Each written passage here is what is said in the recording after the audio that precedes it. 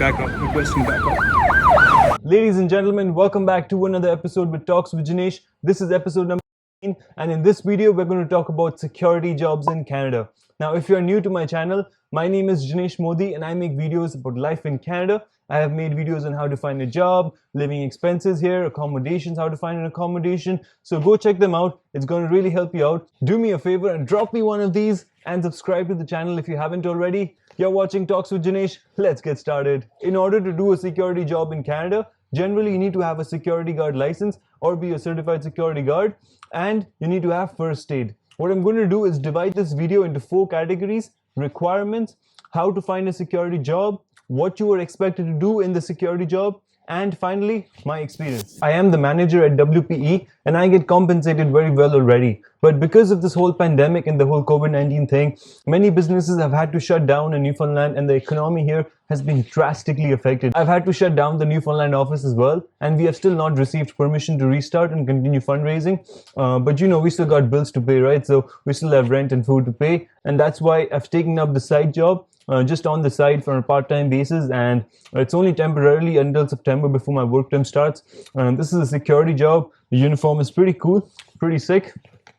This is how it is. This is a coat for the colder times. Like my first shift was very cold, that's why I received this coat. And other than that, this is it's pretty good. The uniform material is really nice and it feels good. By the way, this uniform is not complete. We do have radios that we hang up here in case we need to communicate with the team members or we need to call for backup. We've got this radio that's on charge right now in the city hall, and we take it before we start a shift and we put it back on charge at the end of our shift. Let's talk about requirements. First thing you're going to need is a license. A security guard license will allow you to work in a job where you're going to mainly protect a person or a property.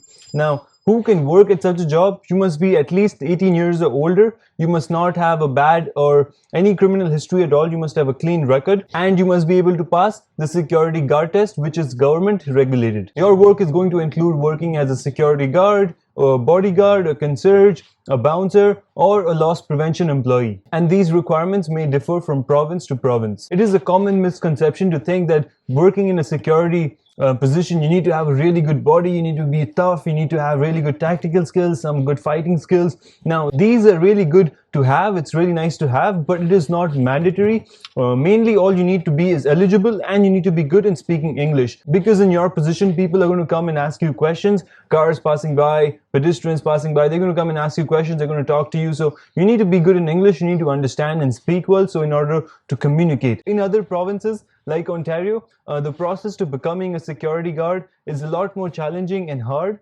The main reason for this is that there are so many students and there are so many people who want to apply to this job, and they complete their certifications, they get their first aid done quickly, and then they quickly apply to the position. Mainly students like such a job because the pay is very good. There's not a lot of work except you're mainly only doing physical labor, just standing on your feet and keeping an eye around things and making sure everything is going fine. And they can continue to do their study. If they are in school or college, university, they can continue to do their courses and continue on a part-time basis here, make some good money and be able to manage it all. Because there are so many people applying, companies can be a lot more pickier.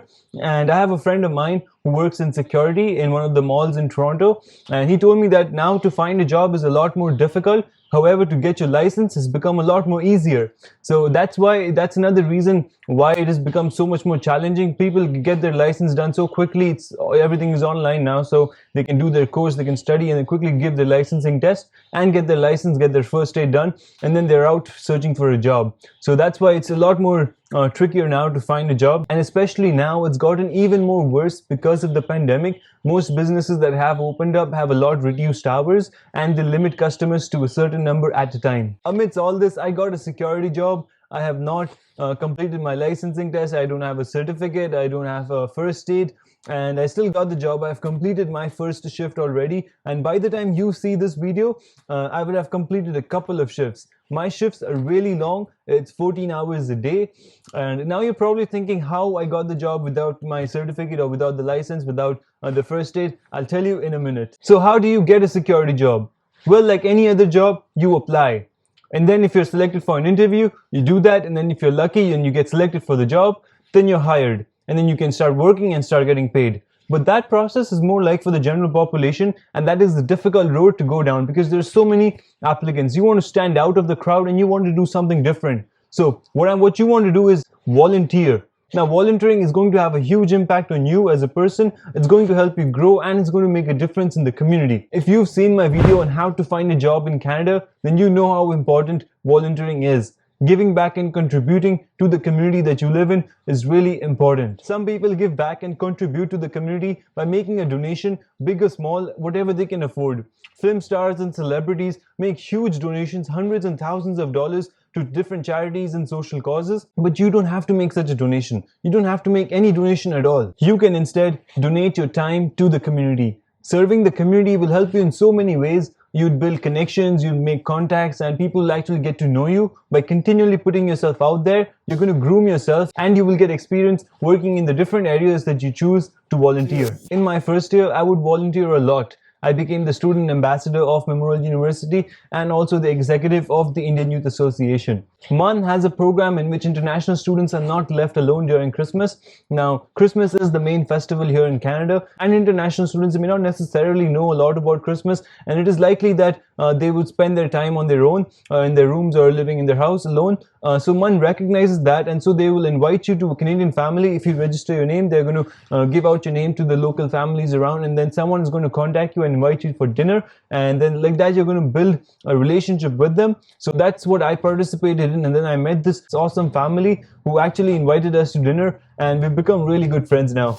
I was invited to a dinner by a really nice, sweet Canadian family, and they invited two students, myself and a friend. We had a good chat, and then we sat down for dinner, and once everything was over, we exchanged gifts, and once everything was over, they drove us back homes.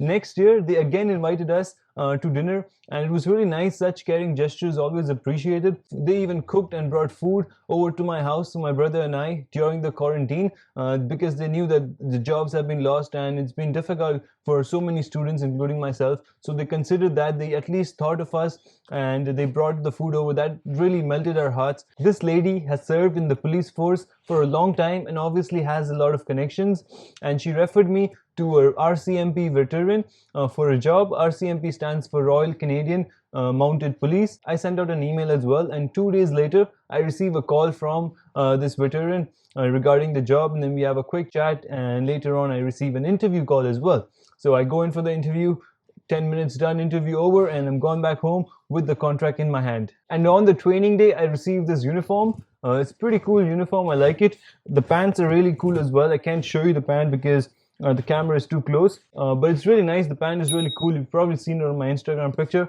And this is how the jacket is. There's this security inside as well, and it's pretty cool. Overall built, everything is amazing. And I also received this notebook.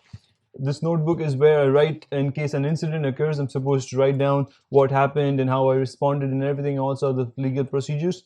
I'm supposed to write it down in this book. So if you are doing this job just for the summer like I am, then you mostly don't need a license. But if you transition into a permanent employee, then they're going to require you to complete the certificate course and get yourself a license. If you want to know how to find a job in Canada, I have made a complete separate video on that already. There should be an I button somewhere in the video, and there's a link in the description as well. You can check that out. There's different strategies. There's methods that I have used. There's methods that people before me, people after me are still going to use. So you can definitely check that out. It's going to give you a lot of value, and there's going to be tons of helpful material in it. Now let's talk about what you are expected to do at work. Now, depending on which contractor you're working for, you will have to do things differently. The city of St. John's is trying something new, and they have closed the Water Street Road down to vehicles. No vehicles are allowed to be on the road except from 8 a.m. to 12 p.m. and that is only for delivery vehicles. So no private vehicles are at all allowed to be on that road. And what they're trying to do is make it a pedestrian mall, and it's going to be basically where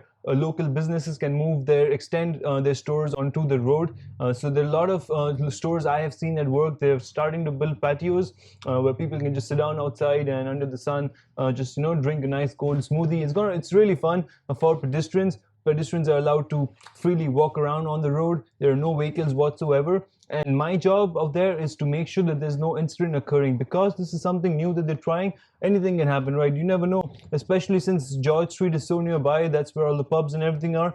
Anything can happen, right? So that's why we are put out there and make sure that everything is fine under control. If an incident was supposed to take place, then I can quickly radio for backup. And I also have to make sure that after 12 p.m. there are no vehicles actually sneaking by when no one's watching. I'll tell you a little bit about my experience. I finished my first shift only a few days ago. My first shift was 14 hours long. Oh my god, it was a long day. And to make things even harder, it was cold, it was chilly. This is July and this is summer, and yet it was so chilly. I think it was around 5 or 6 degrees. It was freezing cold, but it's nice because the supervisor on shift, he brought us nice wonderful jackets, really warm jackets. And this actually also has a hoodie, the hoodie that covers the top of the head.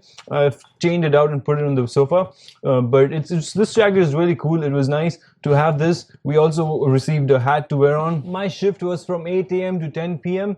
and it was really long. The one thing that I was looking forward to were the breaks. We did have plenty of breaks, and we also had a few lunch breaks, so that was really nice, because when you're standing for that long, you definitely want to take the weight off your feet and go sit down somewhere and just get a coffee. For lunch, I'd go to Subways and get some nice sandwich for myself. The first 3 hours were the most painful and the hardest for me, but later on as the day progressed, I met few people who just come up and talk to me, like, hey, how you doing? And just we just have a conversation, and time would pass by there. And also I'd have my friends coming out from Tim Hortons, was really close. So my friends who worked at Tim Hortons, they would come out and go home, and they would stop by and they would we'd just have a talk in between. They'd see me and we'd have a quick conversation. Like I would also try and extend the conversation so that the time passes quicker. But it was really nice. I'd meet friends in the way, and also meet random people, make new connections. I met so many merchants down there. I got their business card also. I think I have one in my pocket right here. This is some businesses card they gave me. If you are considering to do a security job, then my advice to you would be, get yourself a comfortable shoe. Because you are on your feet all day long, a comfortable shoe is an absolute must. Making that investment is definitely going to be worth it. That's it for this video, guys. If you've enjoyed it, then drop me a huge thumbs up. Subscribe to the channel as well if you haven't already, and put your thoughts in the comments below. Let me know what you think. If you have a video suggestion, you can drop that as well. It's been fun, guys. You're awesome. I'll see you in the next episode.